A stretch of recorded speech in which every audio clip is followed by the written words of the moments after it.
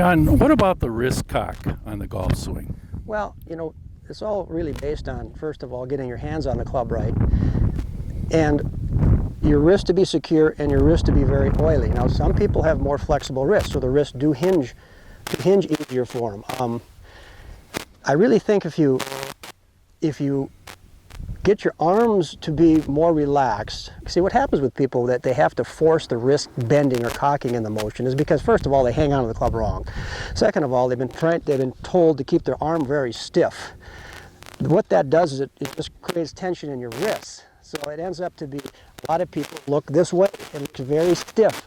So almost always I have to practice, if you've come from a history of very wood looking in your wrist action, you have to overdo the wrist bending thing for a while to make it look natural.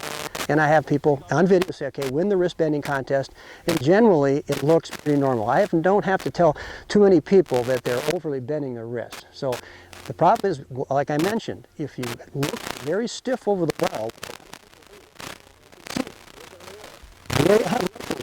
you have a nice natural look going back.